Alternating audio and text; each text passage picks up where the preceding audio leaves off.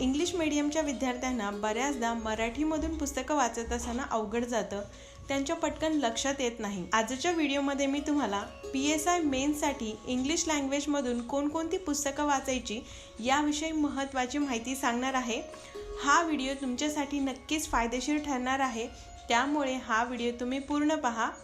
तुम्ही जर माझ्या चॅनलला अजून सबस्क्राइब केलं नसेल तर चॅनलला लवकरात लवकर सबस्क्राइब करा आणि नोटिफिकेशन मिळवण्यासाठी बेल आयकॉनवर जरूर क्लिक करा। व्हिडिओची सुरुवात करण्याआधी तुमच्यासाठी एक प्रश्न, L&T या कंपनीचे मुख्यालय कुठे आहे? ऑप्शन्स पुढे दिले आहेत। तुम्हाला जर या प्रश्नाचं बरोबर उत्तर माहिती असेल तर कमेंट करा। तर चला आजच्या व्हिडिओला सुरुवात करूया।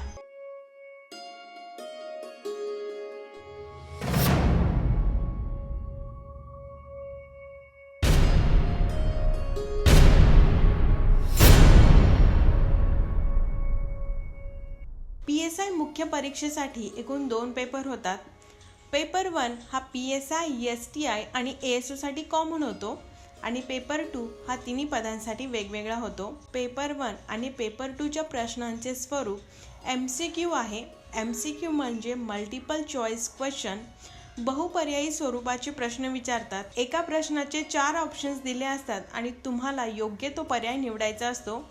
या मुख्य परीक्षेसाठी निगेटिव्ह मार्किंग सुद्धा आहे। पेपर 1 आणि पेपर 2 हा 100 मार्कांसाठी होतो आणि हे दोन्ही पेपर सोडवण्यासाठी प्रत्येकी 1 तासाचा वेळ असतो आणि हे दोन्ही पेपर वेगवेगळ्या दिवशी होतात, एकाच दिवशी होत नाहीत। पेपर 1 च्या सिलेबस मध्ये तुम्हाला मराठी, इंग्लिश आणि सामान्य ज्ञान असे 3 विषय दिले आहेत, तर पेपर 2 च्या सिलेबस मध्ये आयोगाने सामान्य ज्ञान आणि पदासाठी लागणारी कर्तव्य असा विषय दिला आहे। पेपर 1 साठी एकूण 3 विषय आहेत।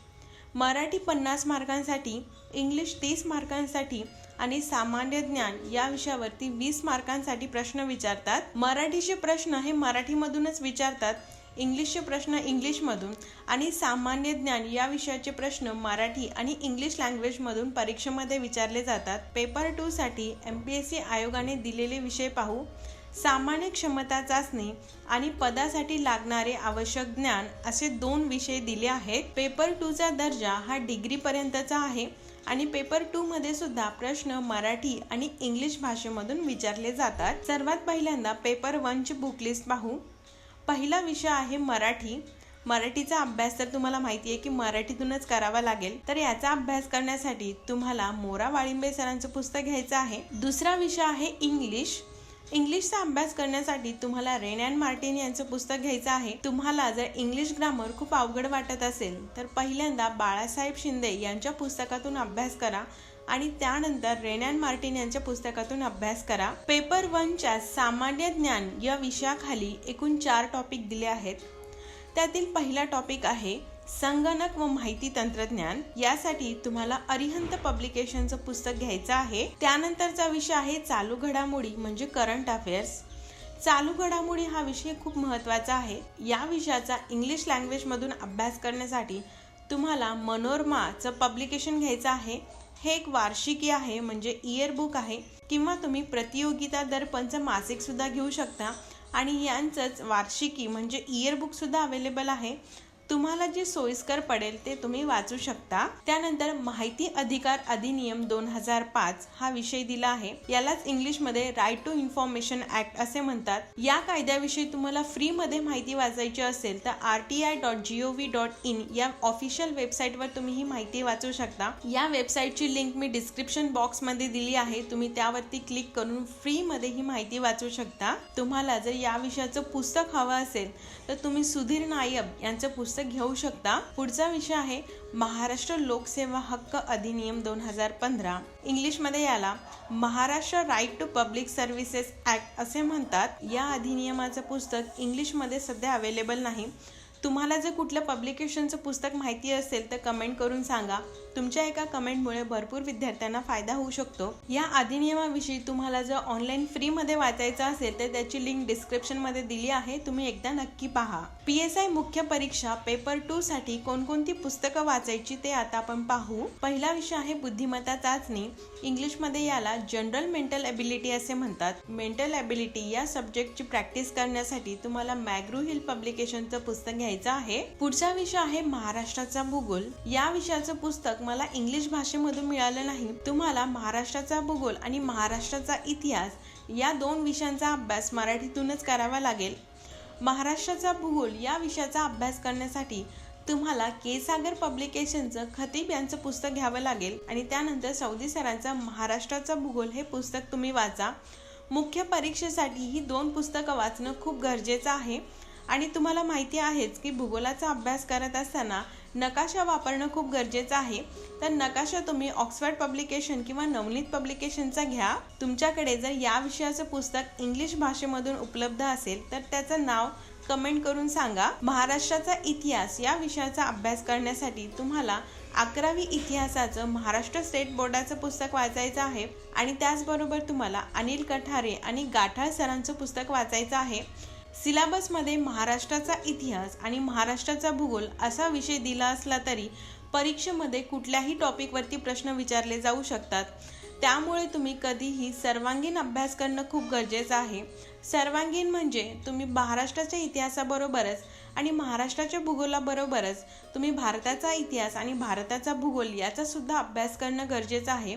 पण परीक्षेमध्ये फक्त पर्टिक्युलर महाराष्ट्रावरती जास्त प्रश्न विचारले जातात। अभ्यास करत असताना तुम्ही हा पॉइंट लक्षात ठेवून अभ्यास करा। त्यानंतरचा विषय आहे भारतीय राज्यघटना।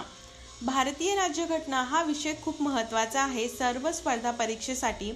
भारतीय राज्यघटनेचा अभ्यास करण्यासाठी तुम्हाला एम लक्ष्मीकांत यांचं पुस्तक घ्यायचं आहे। त्यानंतरचा सिलेबसमधील विषय आहे मानवी हक्क व जबाबदाऱ्या। या विषयाचा अभ्यास करण्यासाठी तुम्हाला युनिव्हर्सल लॉ पब्लिकेशनचं पुस्तक घ्यायचं आहे। तुम्हाला जर PSI व्हायचं असेल तर तुम्हाला महत्त्वाचे कायदे माहिती असलेच पाहिजे आणि आयोगाने 4 महत्त्वाच्या कायद्यांचा समावेश सिलेबसमध्ये केला आहे। ते कोणकोणते महत्त्वाचे कायदे आहेत ते पाहू। पहिला महत्त्वाचा कायदा आहे महाराष्ट्र पोलीस ऍक्ट 1951। या विषयासाठी तुम्हाला करंट पब्लिकेशनचं पुस्तक घ्यायचं आहे। पुढचा कायदा आहे भारतीय दंड संहिता 1860 म्हणजे इंडियन पिनल कोड 1860। यासाठी तुम्हाला ब्राईट लॉ हाऊस या पब्लिकेशनचं पुस्तक घ्यायचं आहे। तिसरा कायदा आहे क्रिमिनल प्रोसिजर कोड 1973। मराठीमध्ये याला फौजदारी दंड संहिता 1973 असं नाव आहे। या कायद्याचा अभ्यास करण्यासाठी तुम्हाला युनिव्हर्सल लॉ पब्लिकेशन याचं पुस्तक घ्यायचं आहे। शेवटचा कायदा आहे भारतीय पुरावा कायदा 1872। इंग्लिशमध्ये याला इंडियन एव्हिडन्स ऍक्ट 1872 असं म्हटलं जातं। या कायद्याचा अभ्यास करण्यासाठी तुम्हाला प्रोफेशनल पब्लिकेशनचं पुस्तक घ्यायचं आहे। PSI मुख्य परीक्षा पास होण्यासाठी ही खूप महत्त्वाची पुस्तकं आहेत। ही पुस्तकं तुम्ही नक्की वाचा। तुम्ही जर यापूर्वीपासून आधी कुठली पुस्तकं वाचत आहात तर तेच कंटिन्यू करा। कुठलीही नवीन पुस्तकं वाचू नका। MPSCच्या परीक्षेचा किंवा कुठल्याही स्पर्धा परीक्षेचा अभ्यास करत असताना 10 पुस्तकं एका वेळेला वाचण्याऐवजी एकच पुस्तक 10 वेळेला वाचणं खूप फायदेशीर ठरतं। त्यामुळे तुम्ही अभ्यास करत असताना कुठल्याही विषयाचे 2 ते 3 पुस्तकच वाचली पाहिजेत। त्यापेक्षा जास्त पुस्तकांचा तुम्ही अभ्यास करू नका। ही पुस्तकं वाचत असताना तुम्हाला जर शक्य असेल तर तुम्ही महत्त्वाचे की पॉइंट्स लिहून ठेवा किंवा तुम्ही स्टिकी नोट्स विकत घेऊन त्यावरती तुम्ही नोट्स लिहू शकता आणि त्या स्टिकी नोट्स तुम्ही पुस्तकावरती चिटकवून ठेवा। अशा प्रकारे स्टिकी नोट्समुळे तुमचं कमी वेळामध्ये जास्त वेळा रिव्हिजन होऊ शकतं। तुम्हाला जर इतर कुठल्या परीक्षेसाठी बुक लिस्ट हवी असेल तर कमेंट करून सांगा। त्यावरती व्हिडिओ बनवण्याचा मी नक्कीच प्रयत्न करेल। तुमच्या इतर मित्रांसोबत हा व्हिडिओ नक्की शेअर करा। Thanks for watching. भेटूया लवकरच।